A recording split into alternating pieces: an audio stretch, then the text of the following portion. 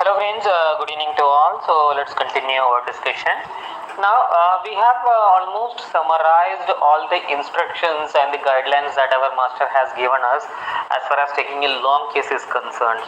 Then in this aphorism, instructions are also given regarding handling acute cases as well as epidemic cases that we will discuss and refer when we will be discussing on managing acute cases and epidemic cases, right? So shall we move on to the next step, that is the case analysis? Right. So try to understand this carefully, friends, because each and every step has to be perfectly followed in each and every chronic case if you wish to get consistent results in your clinic. As it is said that there is no shortcut to success, there is no shortcut to reaching the simillimum. Laborious task is required and you have to work a lot on both case taking as well as case analysis. So once the case taking is done, you have ample information with you, and with that information you need to work on to reach at the simillimum, right?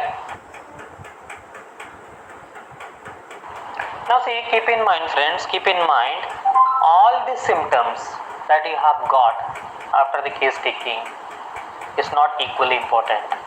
There are many symptoms that are totally useless as far as reaching at the simillimum is concerned. So first of all, you need to learn to isolate those things which are not of use, so that you can concentrate only on those things which can be utilized to reach at the simillimum. So this is the separation that you have to do first. Is it clear? Now listen to this very carefully, friends. Listen to this very carefully and try to answer me if you know the answer. You must have seen that there are a lot of people who fall sick, especially when they get exposed to rain. During the monsoons, when they get exposed to rain, they fall sick. They fall sick in the sense, some people will develop cold coryza, sneezing, fever, cough, whereas some people will develop headache. For some people, their arthritis complaints will increase. For some people, their asthmatic condition will increase. For some people, they start stomach ache and vomiting. Causative factor is the same, that is getting exposed to cold air, exposed to rain. But still, different people end up having different diseases or different physical symptoms. Why that happens? Okay, we'll come to that, friends. We'll come to that. But I have one more question to you all. You must be knowing that it is quite a harvesting. Monsoon season is considered as a harvesting season for doctors. Doctors plan for the foreign trips depending upon how much they have earned during this monsoon. It's a big earning source as far as the doctors are concerned. A kind of a period where viral infections are very common during the monsoons, isn't it? So my question is, along with the rain, is it that God is sending this virus from the top to make the man sick? Or was those virus already existing in nature? If yes, then why is that only after the rain it is entering into the body and causing disease?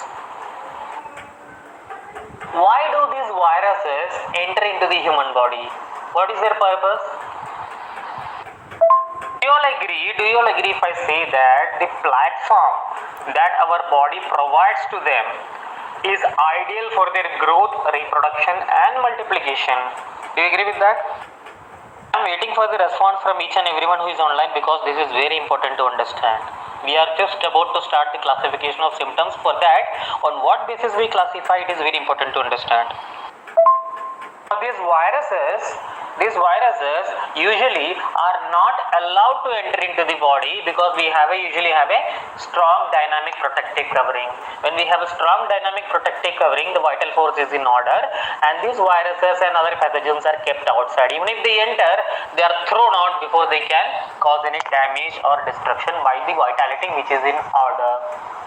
What this point? Clear so far? Let's see what happens when it almost suddenly starts raining. There is a sudden change in external atmospheric temperature.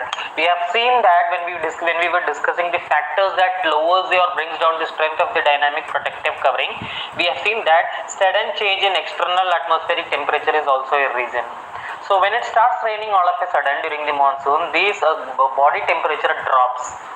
The external environmental, the temperature of the external environment suddenly drops, and when this happens, it affects the strength of the dynamic protective covering, and the dynamic protective covering becomes weak. So when the dynamic protective covering becomes weak, external negative dynamic influence is acted upon the vitality, deranging the vitality. So once the vitality is deranged, it cannot stop this pathogen from entering the body. So then these viruses enter, and since these viruses have an affinity towards the upper respiratory tract, and later maybe they tend to attack below towards the lungs part. So they initially start with the symptoms of this cold, coryza, sneezing, or whatever it is, according to the susceptibility of the patient. We will come into detail what susceptibility is and how it affects a person in health and in disease. We will come to that. So what you need to understand as of now is that, so when the vitality gets deranged, these pathogens are these viruses are allowed to enter into the body, and depending on that person's susceptibility, that viruses will attack that particular part and will produce symptoms, abnormal symptoms there. Getting this point clear so far? Are you getting confused, or is it interesting?